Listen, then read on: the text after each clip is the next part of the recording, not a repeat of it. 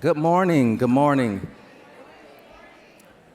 Good morning, everyone. My name is Tony Richardson. I'm the president of the George Gunn Foundation and board chair for the Center of Effective Philanthropy Board of Directors.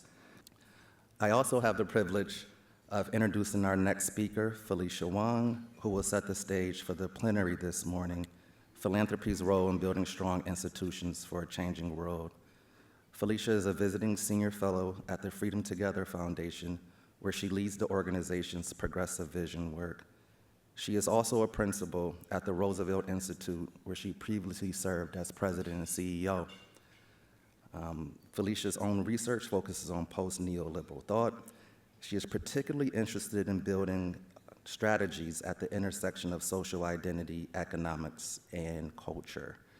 Her writings have appeared in the New York Times, the Washington Post, Time Magazine, Democracy, a Journal of Ideas, and the Boston Review. She co-hosted the podcast, How to Save a Country, and is co-author of the book, The Hidden Rules of Race, Barriers to an Inclusive Economy. With that, I'll turn it over to Felicia, and thank you all.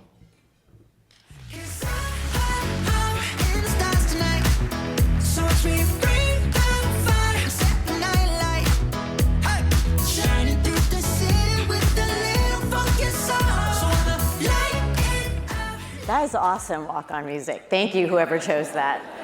Good morning, and thank you, Tony. It's so great to be here with you all. Almost a decade ago, Larry Kramer, who was then the president of the Hewlett Foundation, and Mike Kubzansky, who runs the Omidyar Network, started making calls to a few people who work on economic policy. So I was a couple of years into my job at the Roosevelt Institute, and I was toggling between dreaming big as the FDR and Eleanor legacy demand, and making payroll. So of course I took the calls from Larry and Mike, but I really had no idea what to expect. Well, it turns out they had some wild ideas. They believed that neoliberalism, which is the private industry first thinking that for 40 years organized our economy and in fact organized our entire globe, they believed that neoliberalism had run its course. Maybe in the 1980s, that move to freer enterprise had done some good.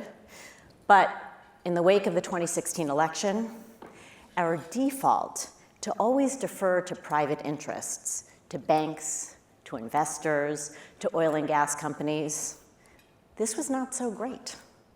It had led to runaway inequality. It had led to a great recession that was way worse than it had to be. And so someone had to break that worldview. So, like I said, this was a little bit crazy. But Hewlett and Omidyar are major foundations. Larry and Mike are very committed and very persuasive. And I did believe in what they were saying. So a small group of us, academics, think tankers, the Hewlett and Omidyar teams, we dug in. We read everything, because a lot of people who'd come before us, of course, had done a tremendous amount of thinking and work on how to structure our economy. We tried to understand what had gone wrong before, why, despite an $800 billion rescue package after the financial market crashed in 2008, why did close to 10 million people lose their homes? And why were over half of the jobs that were created in that subsequent, quote, recovery, why were those jobs at poverty-level wages? This small group worked on bringing the world of policy into the real world. How are we going to get our ideas into power when those ideas were going to upend the way that actually powerful people thought the world worked? We weren't really radicals, but to plenty of people, I think we seemed that way. So along the way, we did change hearts and minds and public sentiment. For example, we helped to discredit the idea that tax cuts drive growth. And we helped make the idea of taxing the wealthy and taxing corporations historically popular. But it wasn't until 2020, when COVID hit and governments struggled to respond, It wasn't until then that the opportunity to truly test our ideas presented itself. We did everything we could to get ourselves and our growing network of friends and allies into positions of authority, to put our ideas into action. And our work paid off.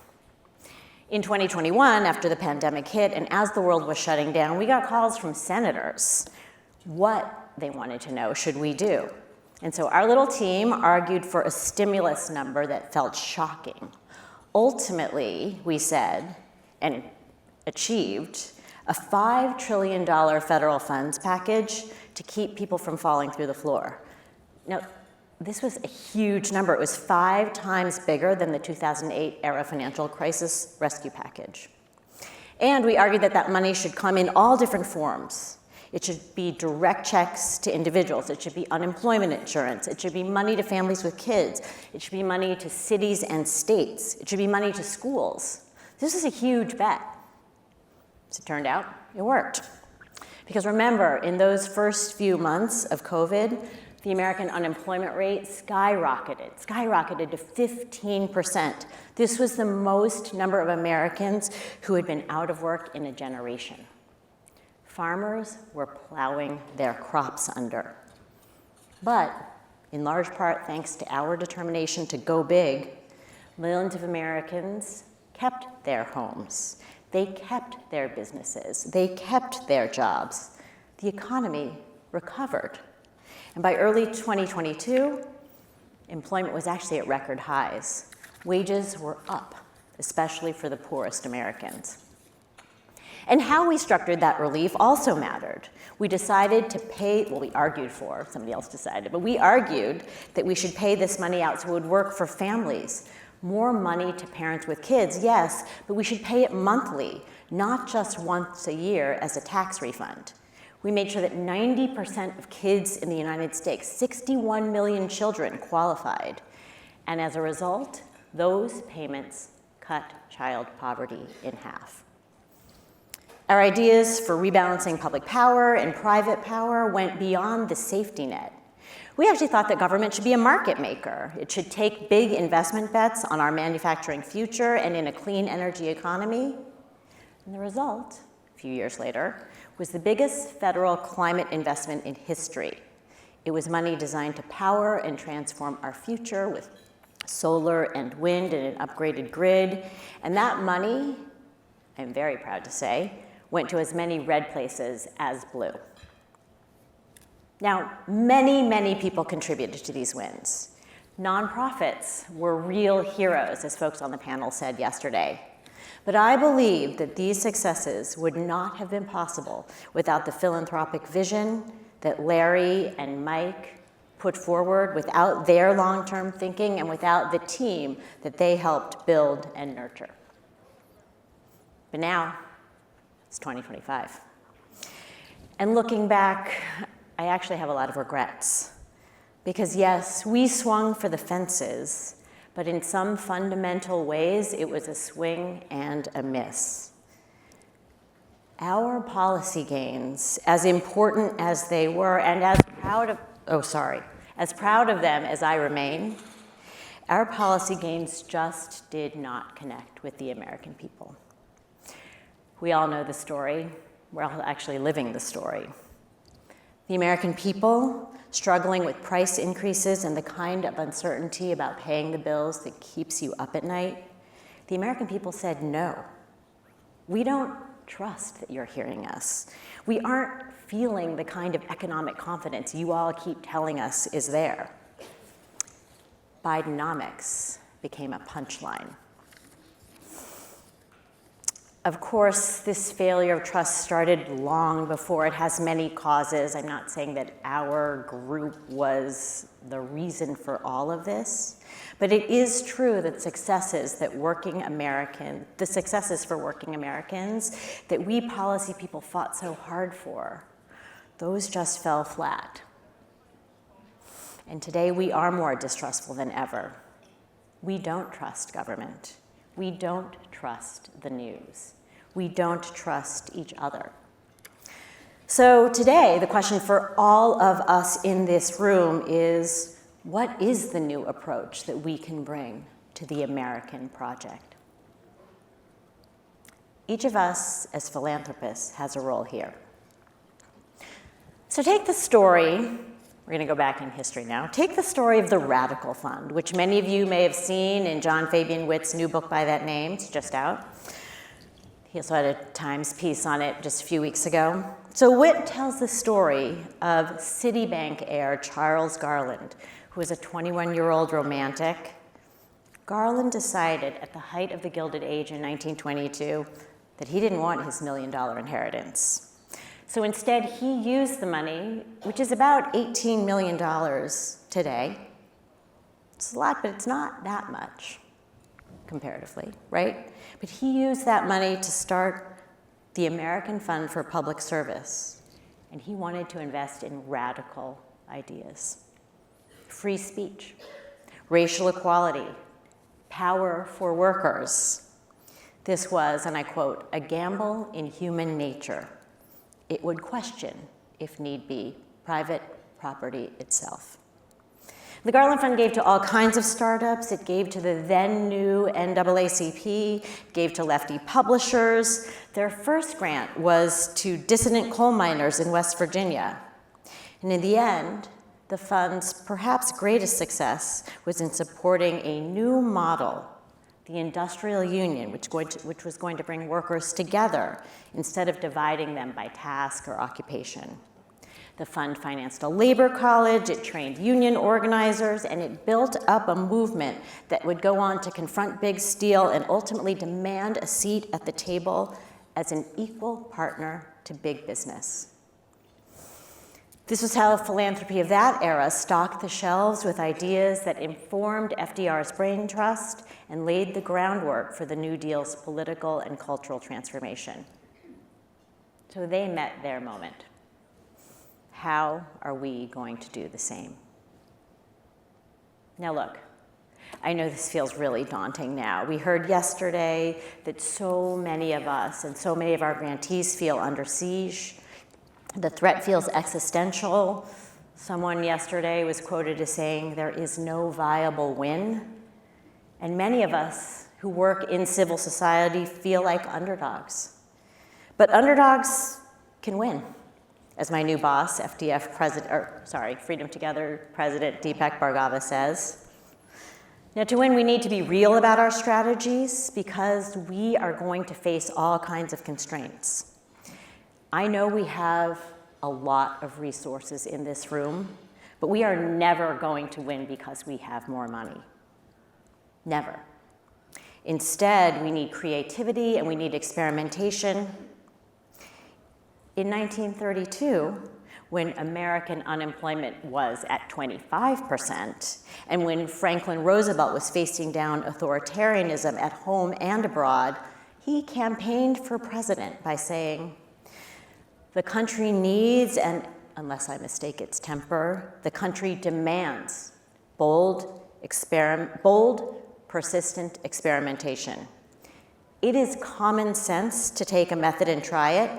If it fails, admit it and try another. But above all, try something."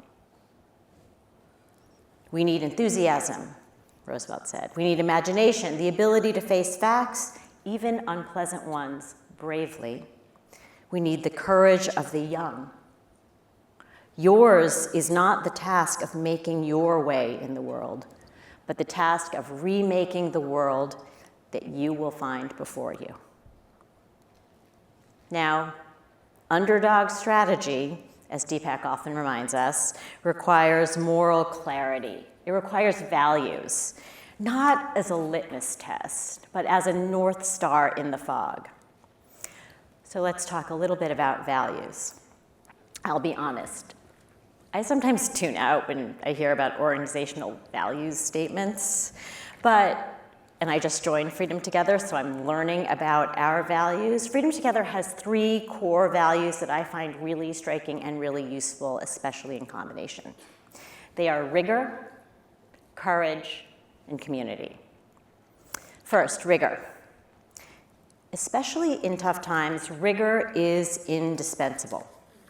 FDR was right. We have to try new things, but we also have to be rigorous. We have to be honest and learn from what we are doing. We have to celebrate when our experiments succeed, but we also have to know when what we're doing or what we're funding just isn't working. But rigor alone is just rigidity. Courage, which is Freedom Together's second value, courage makes rigor better. We talked about courage yesterday a lot. Courage doesn't mean that we aren't scared, but courage does mean that we don't break when people opposed to us threaten our work, or when our own inner voices of doubt get too loud. But as I learned when I joined my friends on that crazy change the economic paradigm quest almost a decade ago, you can't be courageous alone. And so I'm glad that Freedom Together's third value is community.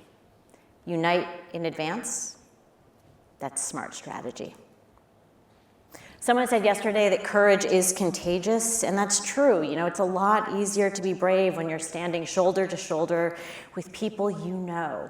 They might be people that you've argued with, but they're also people that you've agreed with, who are your allies, who've become your friends. And it was so great to hear yesterday about the bravery of this community. I loved hearing about, and actually I've been following, Diane Yantel's litigation and her congressional testimony on behalf of all nonprofits. That took a lot. I loved hearing, Tony, about your funding of advocacy and organizing around ballot initiatives. I know that so many people in this room are doing everything we can, increasing payouts, standing with grantees. The moment is demanding more from philanthropy. I think that's right. Because we have the great good fortune of being able to take the long view. We don't face voters every 2 years or every 4 years.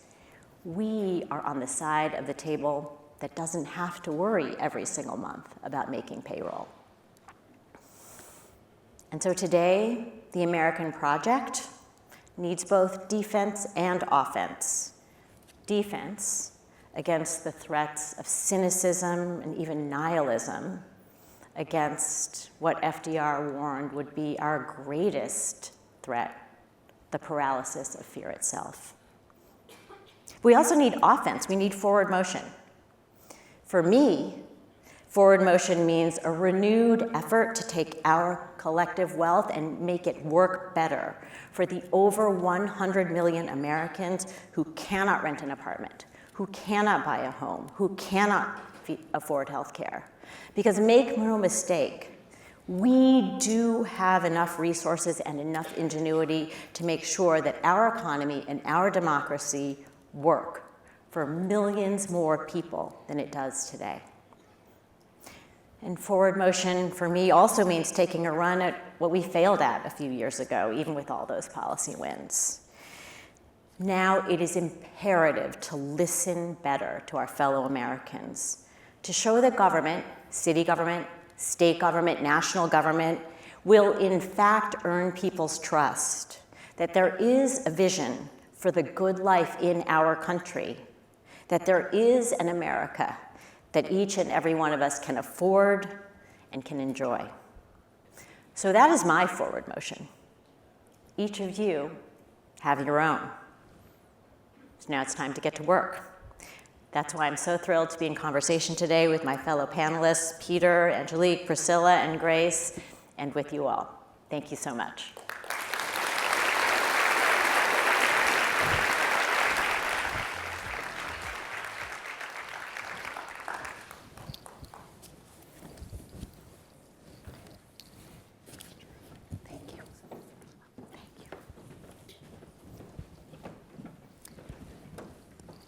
Thank you, Felicia. That was really wonderful, both historic and kind of current exhortation to us.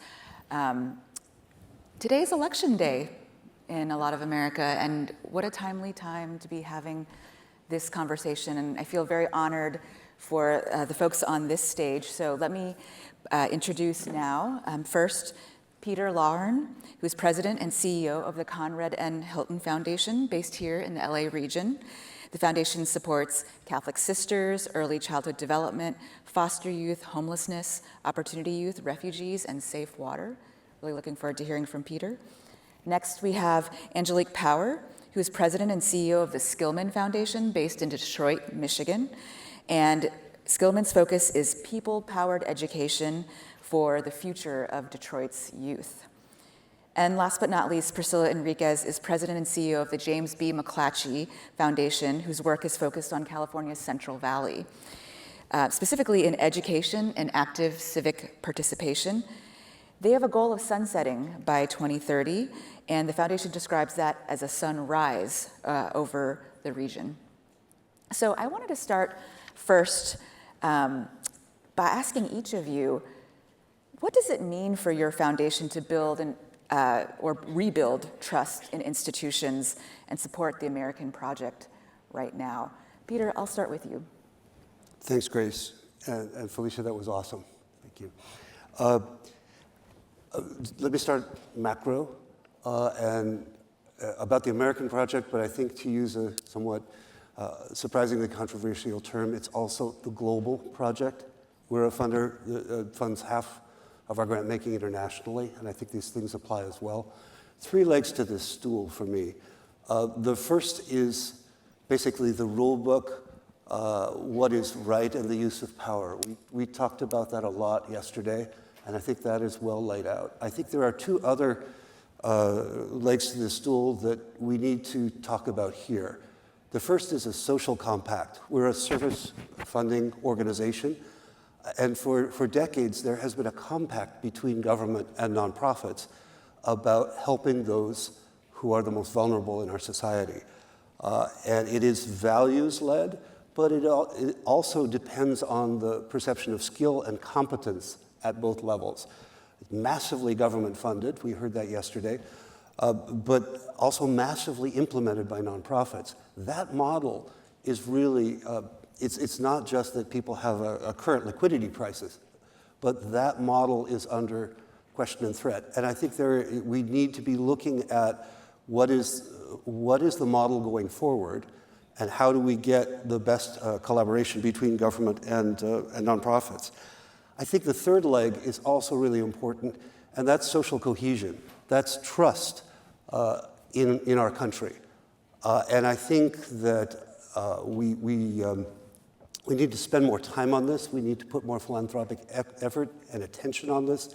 And I'd say that calls on almost as much courage as the litigation we heard about yesterday, because we are so split in the country that it becomes courageous to try to speak to perceived rivals and enemies. And I think if philanthropy literally means love of people, I think we have to show that and strengthen the core of the country. Grace? Angelique, how about you? So Skillman Foundation is based in Detroit. As Grace had said, we stand 10 toes down for and with Detroit young people. And we are a blue dot in a proudly purple state. In many ways, the work that we do at Skillman and the work we do in Detroit and in Michigan, it is emblematic of the work that can happen across the country. Our strategy, people-powered education, the concept of it is in some ways the American project. It is grassroots, it is youth power and educator power, it is neighborhood power, and it's also grass tops. It's education advocates across the state of Michigan. We know that if we work on education systems, that Detroit's fate rests on Lansing's favor. And so it's extremely important that we don't just talk to ourselves, that we talk to folks across the aisle and across the state, across difference, because actually what matters to young people in the Upper Peninsula matters to young people in Detroit. And so part of our strategy isn't just to work with grassroots and grass tops. A key part of our strategy is to find common ground. That is necessary for any progress that we want to be made in Michigan or anywhere. And then the final piece of our strategy, which I also correlate to the American project, is to come correct. And by that I mean to be a racially equitable grant maker. to be transparent, to be clear, to be honest in our fallibility, and to recognize that we exist because we are in service too. We are in service to others. And so all of those pieces help us show up every day. But it also is really interesting in this moment. I mean, you mentioned Election Day. And I think what's so incredible, I've been voting since I was 18. I love a voting booth. I will not miss it for any opportunity. But it is this core idea that every voice matters, that every idea is important, and that you go and you register it, and then regardless of what happens, there's a peaceable transfer of power. And you move forward with the next idea that's there, not because it's yours, but because being collective in this country means that the difference is what makes us part of the quilt and what makes us stronger. And so we practice that with all of our values intact in Detroit, in Skillman, in Michigan. We practice that compromise breeds compassion, and that's a core part of our strategy as well. Thank you. Priscilla? Well, first of all, I want to thank Grace and Phil and CEP for hosting this and this opportunity. So the James B. McClatchy Foundation, we're based in California Central Valley, which is that middle strip if you look at the state of California. It is the #1 producer of agriculture in the world, actually, and produces about 25% of agricultural products for this country. So just setting some place indicators for you to understand where we're from. We are a purple region in a blue state, which got more purple in this last election. I guess what I want to say is, as a nation, I believe we're losing our humanity. And so I've been thinking a lot about the mission of our foundation, and it says, we stand with the people of the Central Valley. I'm going to repeat that. We stand with the people of the Central Valley. And I came to the foundation in 2019. It had already decided to sunset. Our end date is in 2030. And it had already started, the foundation had started listening sessions. And this is a theme I'm hearing. I attended the Fund for Shared Insight breakfast. We all know about trust-based, and I think I just want to echo the importance of these movements around listening to community. And we had over 100 conversations in the Central Valley just listening to people. And I think that grounded us as a foundation in our humanity to understand how this region felt neglected by philanthropy. A lot of the philanthropy in California is based on the coastal regions. And I'm going to quote a friend of mine, Ludovic Blaine, with California Donor Table, and he says, well, the money y'all get is pity money. And so that inspires me to really stand with the people of the Central Valley. And on top of that, we are sunsetting. And I had no idea coming on board what that meant. I thought, oh, this is a great opportunity to experience that. Well, the first thing is that means you spend down and you spend more money. So that's another theme we heard earlier today is spend more money. And when we went to listen to the community, that was the first thing they said. And so I think here's the other trick. I mean, it's actually not a trick. It's just an understanding. When you listen to community, you gain trust if you respond to what you hear. And so we have this moment when we're sunsetting, okay, you want more money? We're in. And I want to say, I'm really proud to say, we sort of have this curve, and I call it an elephant curve, where we were at the tip last year, and then we're spending down, and then our sunrise as we go up, that's the elephant trunk, is we want to bring in more philanthropic dollars to our partners in the Central Valley. Because we are going to shut our doors. We spent 24% of our asset base last year. In the last 2 years, it was in double digits. And so our community has responded, and that has opened the door for us to engage in deep conversation. We call trust-based human-centered grant-making. And I'm going to acknowledge my Director of Grant-Making Practice, Madeline Porter. Raise your hand, if you want to know more about that. Our tenets are to be heart-centered, and that's the humanity. We forget about that. And I've spent my entire career mostly in philanthropy, and I've been trained as a program officer. We believe in this infrastructure that we've created about progress reports and financial statements and audits, all important.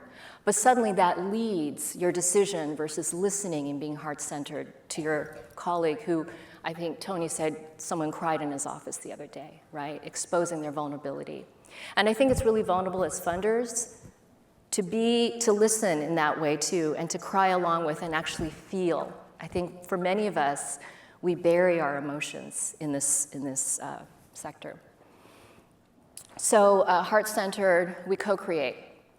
We co-create, we're not top-down, and I think that's the other value in our sunsetting ethos is it's been incredibly liberating in terms of our practice, in terms of how we see community. We don't have all the answers. I say I don't know a lot, and I think that's speaking truth as well. And I recognize we're in a privileged position as a sunsetting foundation to be able to walk the talk of granting more money, but we've all heard, how about 1% beyond the 5 or 2 or 3, right? And the third piece, Madeline, I knew I was going to forget. Abundance. and we coined this before, Ezra Klein, but the sort of abundance, this abundance mindset, because we all operate in the scarcity mindset. And I love what you said, Felicia, about we have so much wealth. We have so many resources. And that struck me for someone who's been in philanthropy a long time. I remember during COVID, I was in an unnamed foundation office in downtown Sacramento. Everything had been shut down, and we ventured out. And I remember sitting in this, skyscraper, looking out at downtown, which was empty, in this beautifully apportioned office space with real art, not the stuff you buy at Michael's that many of our grantees probably use to decorate their offices. And I was just bewildered at the wealth. And here we are, and they're still paying the rent at San Francisco prices at that time. And so it's really true. And I really appreciate what you said about privilege too. We are in a privileged position, but we are operating from a fear-based mindset. When you look at the other side, they're embracing their privilege and they're throwing it all around. And I really challenge all of us to do the same. Thank you. Over the years when we've been planning this conference, a piece of input that folks have often given us is, one topic would be really helpful is help us to understand better our relationship as philanthropy vis-a-vis the government or vis-a-vis business. And this year, that question takes on a whole new valence. And so I wanted to ask each of you, how are you working differently with the government during this time? Angelique, I'll start with you. In the past year, we have, first of all, we're an education foundation. We've built a democracy foundation on top of it. And what that means is we increased our payout, which we don't really talk about because I was in a session with Ziva from Casey. When they increased their payout, they went from 25 million to 160 million. I'd talk about it if that's what we were doing. But what we've done allowed us to actually create a frame of protect, communicate, snap back, and build anew, that then we can continue to do our work, but we can also keep in mind that what is happening and the tsunami of policy changes coming out of the federal administration is absolutely impacting folks in Michigan and in Detroit, and also our ability to deliver on our strategy and mission is dependent on a vital and healthy democracy. And so at this moment, we are all democracy funders, and having the structure for that is really critical. That said, it's time to get local. Like, with everything that's changing, Michigan is the playing field where it really matters for us. I already said earlier how important our state capital is for education. States are responsible for education. But we also have had bipartisan solutions that have been created that there was never the political will to move forward with them. And we are strong believers in public systems of care and support, but we are not defenders of the status quo. And so we have been waiting for a moment like this, an opening, and we are moving forward. So concretely, we're working with some of our foundation peers, like Kellogg, where we are providing technical support to the governor's office right now to work with other education actors, the head of the Michigan Department of Education, the state business or budget office, and others, so that they can interpret what's happening at the federal level, like on a dime, and then they can also prepare for a coordinated response. We're also helping to bring advocates across the state together. We have a gubernatorial election coming up next year, like the rest of y'all. And that's a huge opportunity for us to actually set the table of what do we want in terms of massive education systems change. We are a nonpartisan organization and we are not political.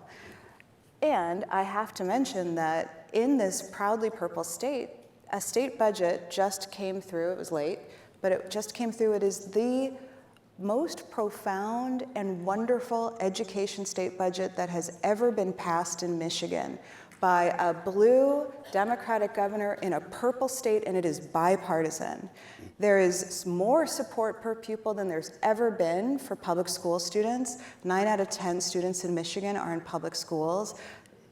Education was not privatized. There are not fines that are happening for DEI. This is bipartisan work that is happening in a purple state in these conditions. So we've gotten local, and that's our playing field. That's great. I love those stories of hope we can really grab onto. Peter, those who are familiar with your leadership know that locally led leadership is something that's been really important for you. So I want to pose this question to you too. How are you all working differently with the government? Sure, and the two halves of our world have worked differently this year as well. At the beginning of the year, we worked with two $40 billion behemoths, the County of Los Angeles and USAID. USAID has been dismantled. And I think this actually, it's an incredibly depressing story, but it is a proof point for what Diane was talking about yesterday. There was a domestic funding freeze that lasted 2 days. The global funding freeze was never lifted. And beyond that, there has been a rescission of funding. Of already appropriated funding has been taken back. So I think in the global part of our work, as far as the federal government goes, we've been thinking around them rather than with them. What is the future of global development? How will it be rebuilt? And to try to make that something that the government can come into when it comes back to global development. It has pressed us in the same way that Angelique said to local. Local here is big. The County of Los Angeles is the largest county in the country. It's a hair's breadth lower than the population of Michigan. And we have the second biggest city as well. Cities are more responsive, more accountable, and they provide most of the services, cities and counties, to people. And they are less gridlocked, typically, than our state houses and than the federal Congress. So I think they are the place to be playing now, and we have been working intensively with the city and the County of Los Angeles. Within homelessness here, 98% of the dollars are governmental and 2% are philanthropic. There's no question which is the dog and which is the tail, and therefore, our job is not so much to build things retail as to help the government work better. And what we've tried to do there is to identify bottlenecks together and pilot ways to get around them. We have gotten very involved in the governance of homelessness and holding our very diffuse metro area with 88 cities mutually accountable to one another. And last year, the voters passed a $1 billion a year fund on homelessness and affordable housing. Half generosity, half impatience. So accountability is a real important proof point here and a real important trust point, both on the government side but also philanthropic. And we have the first metro goals that make the city, the county, and other cities accountable to one another and working in alignment. And I think that happened a lot through philanthropic involvement.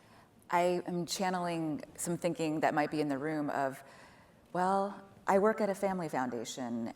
We don't get involved in public policy. That's not who we are, and yet I do feel worried at this moment. because your foundation does have family, how have you all navigated some of those conversations? It's a lively debate, right? And we're also a foundation that has always said the majority of our funding should be spent on supporting direct services and not on policy or system strengthening. But the reality is you need to do both. And I think what we need to do as philanthropists, from my perspective right now, is be clearer on where we think our advocacy and our system strengthening work is leading and how it benefits real people in real time. Yeah. This is not a time to be talking in abstractions. In our board, that would get some jabs, right? But how, and we tend to talk about not broad system strengthening, but how do you strengthen delivery systems for those services you are trying to support? Yeah, it seems like for the success of your strategies, engaging with the government has been a necessary piece of that. Priscilla, I want to ask you, I mean, in the environment that we're in now, many people say, hey, folks voted for this. Folks have not trusted institutions. They don't trust the government. And there was sort of widespread consensus that this all needed to be torn down.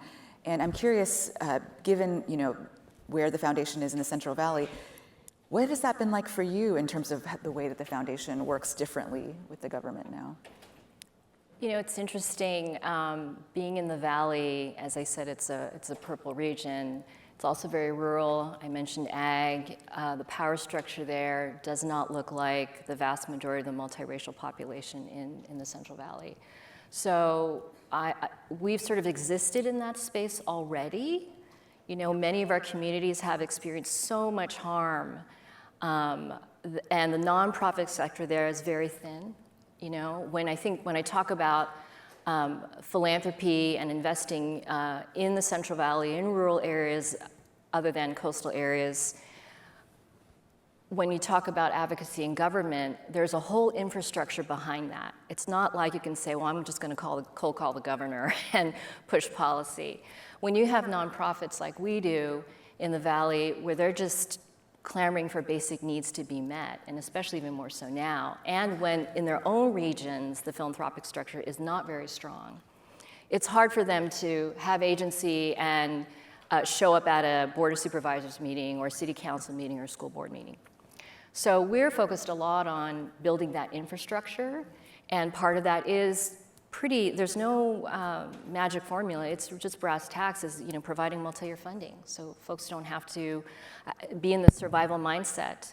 We're doing a lot of field building. That's our way of, we're looking at capacity building, having rigorous, hard conversations with our nonprofit leaders, being heart-centered and deeply listening to them. Many of them don't have functioning boards. So how do you work with your boards? Why isn't your board engaged? A lot of the work falls on nonprofit leaders, many of whom we found when we started this journey were unpaid, and they were BIPOC women. So one of our first grants was to pay them, pay for their salaries. And you would think to this day that would be a norm in our world. It's not. I had a conversation with a big funder in California, and we were talking about funding journalism, because that's the other piece of what we do. And this person said, well, we can't fund salaries. I'm like, what are you talking about? It's 2025. So we're doing that infrastructure building so many of our nonprofit partners can be present in their local communities. I went to this wonderful event, California Black Freedom Fund, if you all know that. It's based here in California, obviously, I just said California. And they had an event, I think it was a couple years ago in Oakland, at the Oakland Museum, and I went. And it was just buzzing with activity. You had foundation leaders, you had elected leaders, you had nonprofit leaders. They're all friends. They all socialize after work, We don't quite have that in the Valley. And so that's what the infrastructure looks like, and that's what we're trying to achieve with our Sunrise. Thank you. I want to ask you all, how do you balance sort of this need to be vocal during this time with the need to bridge political divides? Like Peter, you talked about social cohesion, and Felicia, you mentioned that values should not be a litmus test for who we work with. I feel like we are all in some ways really wrestling with this, right? Like, how do we stay true to our values, but also perhaps widen the tent or build greater coalitions for the things that we're trying to do?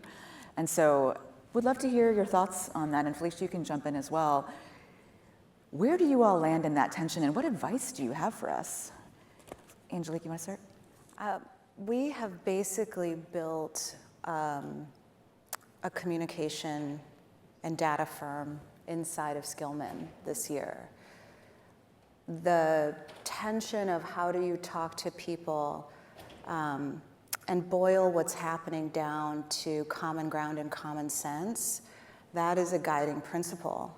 I think that part of how we got to this moment is being easily triggered by language that's not exactly right. Dining on self-righteousness. Yeah. And so how do we actually challenge ourselves to find the commonality, the core idea of what we're saying, and to leave the precise purity test of language aside. In Michigan, there are people who are all across the political spectrum, who are good people, who are hardworking people, who not only distrust government, but distrust philanthropy and distrust any institution, but they trust their neighbors and they take care of their neighbors. They trust nonprofits. They see nonprofits as the Kiwanis Club and the Girl Scouts and the Meals on Wheels. How do we put humanity into everything that we do and use our voice to connect? That is a huge part of what we do and what we've been doing at Skillman. I write, my kitchen table is ground zero for writing. I write there all the time. I write letters, I write poems, I write love poems to my staff a lot. And we have, talk radio is actually where a lot of folks are right now. We have a radio show now with WJR Talk Radio. It's called Our State of Education. And it is a podcast also, a monthly podcast, but we are talking to people across the state of Michigan. We're bringing in gubernatorial candidates and young people and educators and folks across the aisle to get to that kitchen table common ground about the work that we do. We've put up billboards across Michigan. There was a billboard, enough about Don, let's talk about Ed. And you could go to a website called SaveMyKids.org, Michigan Kids. And it was all about the importance of public schools. Our comms team, we have folks that go to CPAC.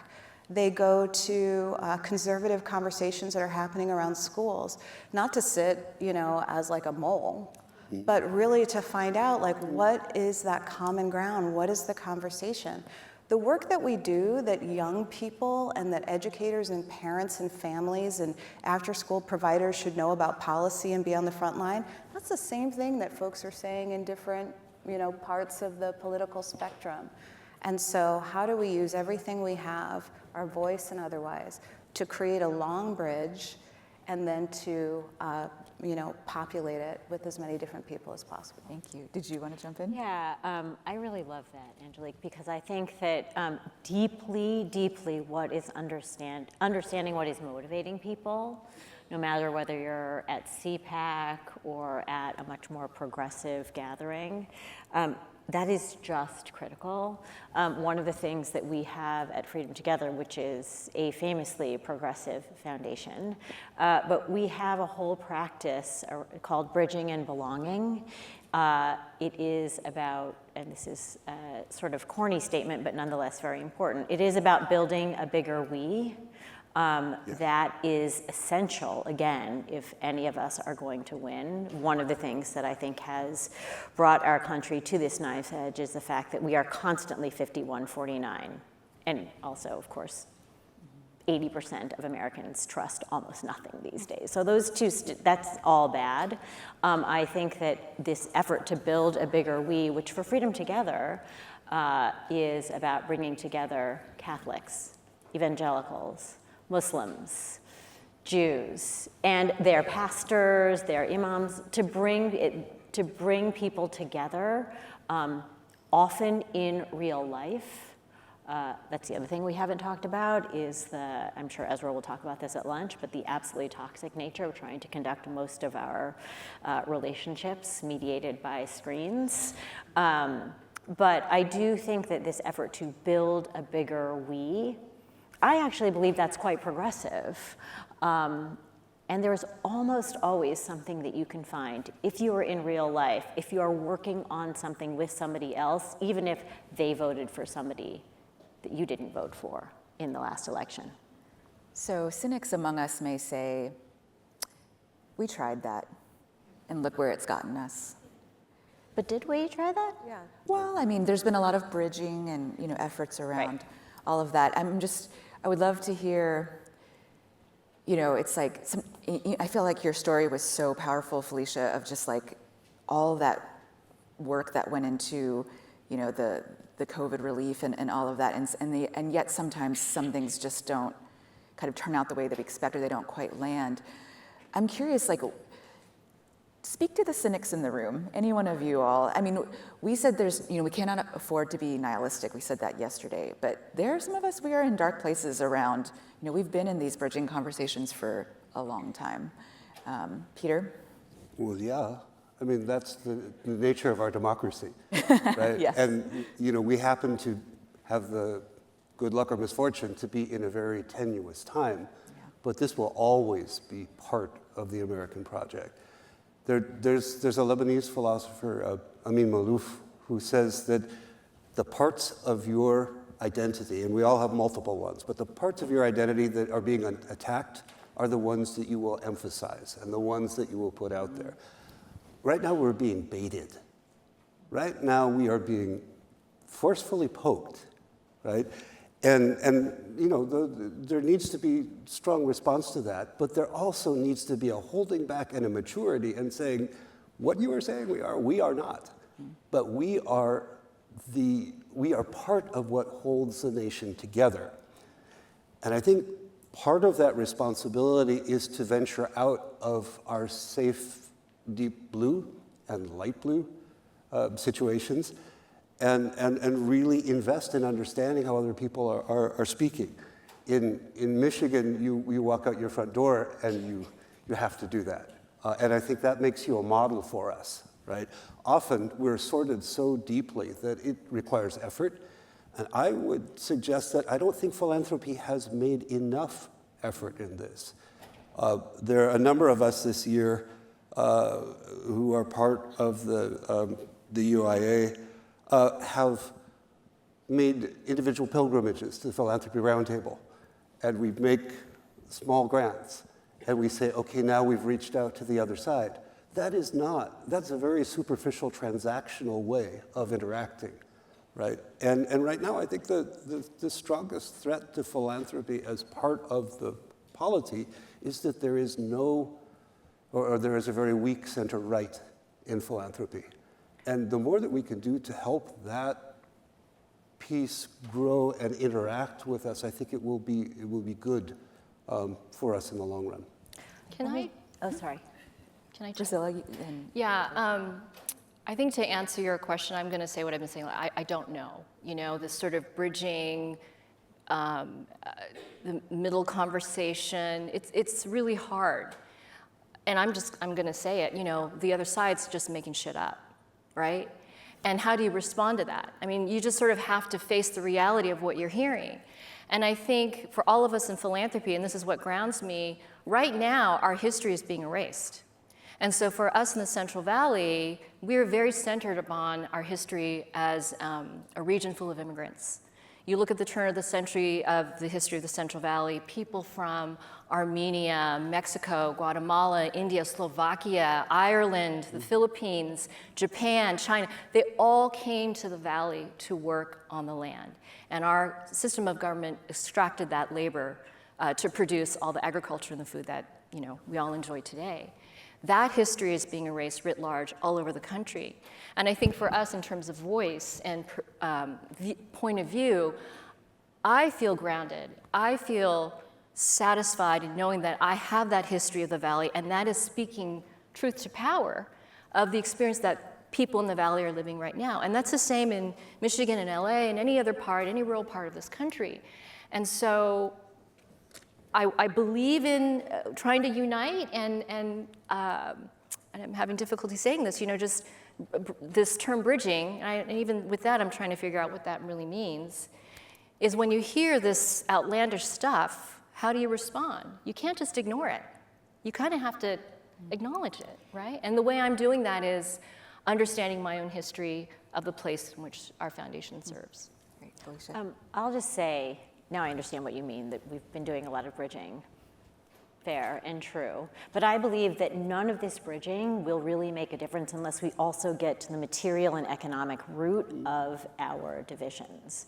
There's a reason that, at the Roosevelt Institute, we focus so much on the desire to actually rebalance power so more workers can have more and be extracted from less in our economy.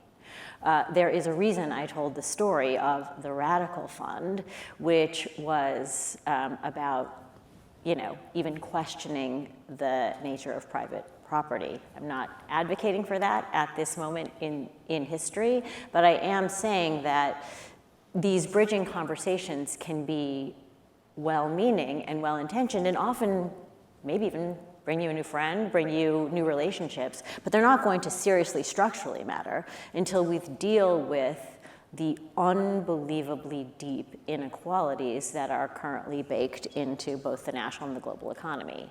So one of the other big failures that I actually didn't talk about in my story of the sort of 2016 to 2024 journey is the fact that we did a lot to rebalance on the surface and to invest in a greener, ostensibly more equitably economy going forward. But we didn't really achieve that greater taxation at the top. We didn't really achieve lasting gains for middle-class people so that they could have jobs that would be ultimately make sure that they could live this American project that I so romantically described. That still has to happen for all that bridging to make a lasting difference. You need both. Great. Can I add something? We are part of United Advance. We're part of the 200 that stayed signing our letters. We're part of other coalitions that happen. We are proudly focused on racial equity, and that is not something you'll change, and that's not something that has disappeared from our language or our website. I am not talking about bridging with those that want to kill us, that want us dead. Let me be clear. That said, I firmly believe that that is not the majority of this country. No. The majority of this country is actually looking for safe communities, places where they can raise children, where their elders are taken care of, where food is affordable. And I think that the myth of individualism is underneath part of why we have any sort of candidate in office. That we believe that if we are personally benefiting from what is being promised to us, then we can provide those things. It is the lack of understanding of the symbiosis of how we are all connected to each other. And so bridging is not a cop-out. It is not a way of working with folks that mean you harm. It is super hard. It is really unwieldy. And it is, I'm part of a geo group, and there was a woman there I want to attribute this to, but she said it is a human task in a spiritual realm. That is the work that we have to do in Michigan all the time. And so when I say bridging, I am saying find the common ground with values, not leave your values at the door and shake hand with, an assassin.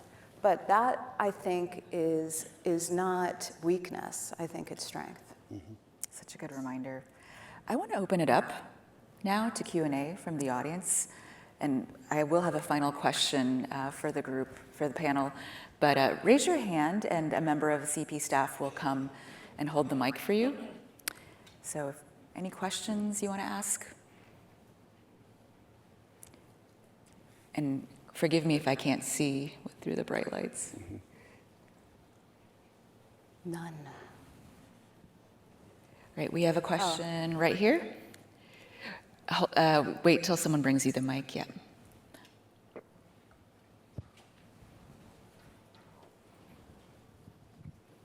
I wonder if we continue this theme of bridging. We've described ourselves as philanthropy here, but as I look around, I'm not sure how many of us are the other side who are here. Is there anyone here from Heritage?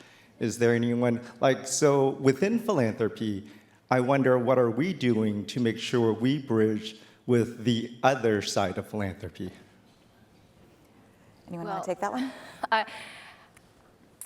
I'm getting personal here. My mom is a Trump voter.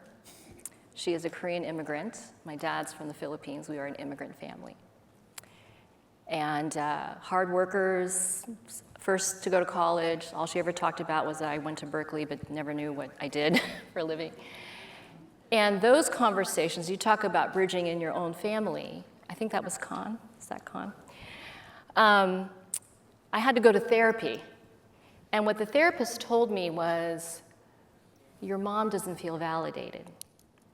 And there are sort of devices that you could use to listen. And so I think the hard part for us in philanthropy is, it's easy for us, even I said this, it's hard, we deeply listen with our colleagues, but we're always on the same side. That's a great question, Con. So I think about my relationship with my mom. We're at peace now.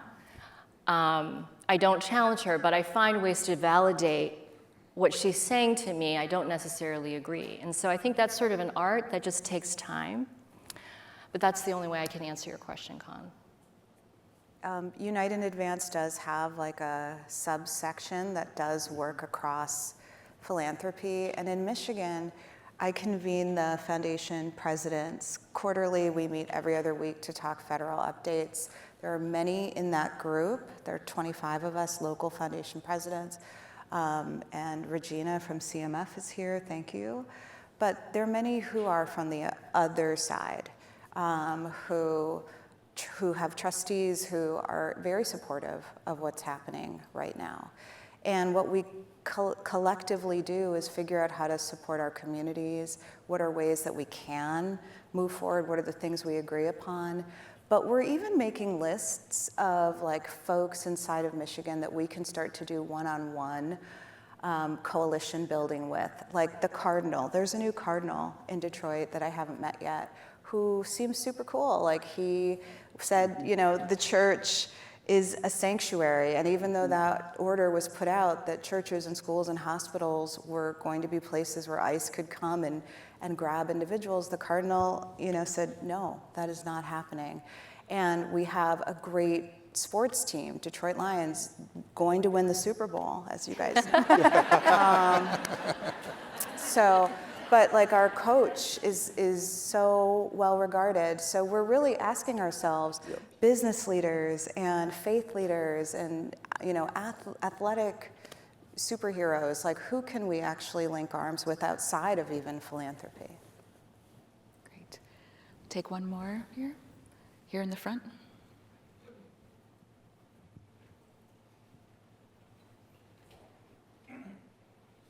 Thank you so much. One of the questions that has been on my mind, especially after hearing the comment that the model of nonprofits are under threat, which I agree with, and recognizing that we've actually witnessed nonprofits closing their doors or strategizing at this time. One of the challenges that I've seen is that over the last couple days, just appreciating that these dramatic cuts that we've been witnessing aren't going to be rapidly fixed. So my timeline, which I was thinking was only a few years until we could rebuild the funding, that's not actually how it's played out over time in the history. And I just wonder, how are you thinking about this? That's a great question. Again, I'll say that the domestic side of my brain feels battered, but hopeful, right? Because I think institutions have their defenders, that the funding freeze not only had the litigation support from Diane, but also a ton of attorneys general were backed that being taken back. So I think there is room and time to think about how is this going to land and what will be the new configuration under either party after in 2028. I think the global piece is a longer term fix. And Vanessa, I know you're not asking about your counterparts in the Philippines or Mozambique, but I think that it's very relevant for them as well. And I do think that we as foundations, we have upped our support to local organizations tremendously in the last 5 years. Commitment, as Grace had said, to locally led development, and have gotten, through doing that, about $100 million more than we would have done to Mozambique and Indian and Colombian organizations. And I think we all need to be thinking about what does this moment mean for our funding model, for the business model of nonprofits, and for the collaboration between nonprofits and government. And Felicia, I was quite inspired by your words in the beginning, because it shows how a group of us can take a frank look at a situation and move it from something that has us aghast to something that we think is much more positive. And we can learn to swing more effectively as we go forward. Thanks. I want to close by asking each of you, the funders on the stage in particular, how are you supporting your grantees differently perhaps during this time of increased scrutiny and threats? Any one of you could begin. We have, we've launched 2 response funds, and I think Tony was talking about it yesterday, but that is something that we've also done based on some of our fantastic nonprofit supporting organizations that did surveys and found out that nonprofits need additional support for cyber and physical security, for staff wellness, for mission and strategy planning, and legal support. So we, our program team, created a response fund and have just sent out money. It's a multi-year fund where, not much is being asked and money just goes out to help with that. The federal response fund is something else that we're doing. We do a monthly, it's called Common Grounds, where we open the doors and we have coffee and bagels. I call people a lot out of the blue and just say, like, how are you doing? I'm watching what's happening. Like, are you okay? I think that is a big part of how we're trying to help our grantees, is just to be human in this together. And if you had a word of exhortation for this group, what would you say? If I had a word of what? A word of exhortation or encouragement. Oh, a word of expectation or encouragement. I would say, when spider webs unite, they can tie up a lion. Oh, nice. And that's it. That's an African proverb. That's beautiful. Beautiful. Priscilla, would you like to go next? How are you all supporting grantees differently, and how would you exhort our group here?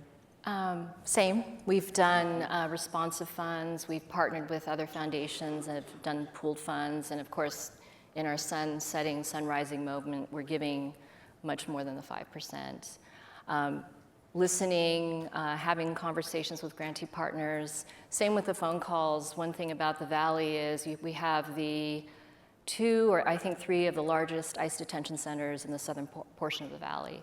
And so I called some of the organizers around that Kern County Rapid Response Network to find out, well, what's happening, what can we do? And so that's sort of my passion project right now as the CEO. The other thing in terms of sharing one takeaway to everyone, and I think it's to answer the last question posed by a member of the audience, is imagine, and we've all talked about it, the challenge is we're all trying to solve these things using the same tools that we've always used. And it's time for different tools. And we've already heard give beyond the 5%. Imagine if every foundation here gave 1% more or 2% more.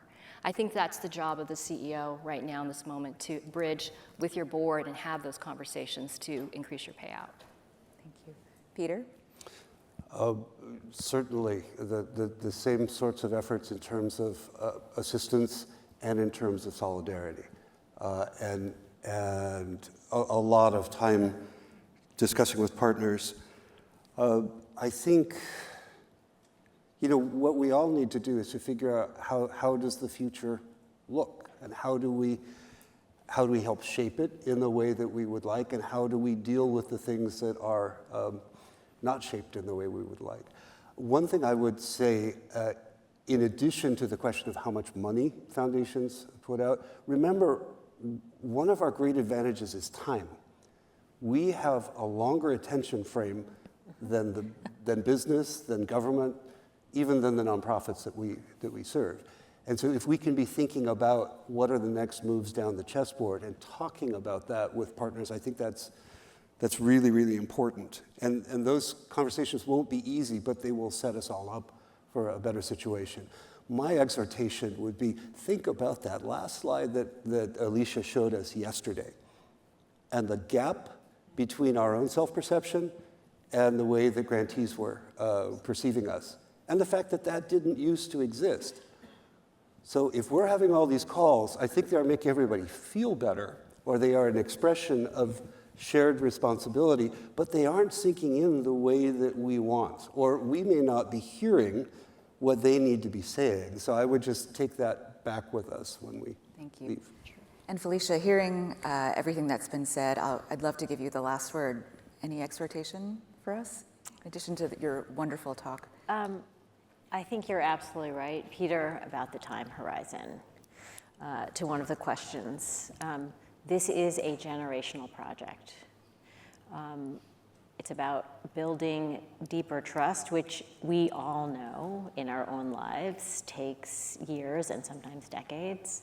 It will take that to build a better government, and I strongly believe, as a Roosevelter, that better government is critical.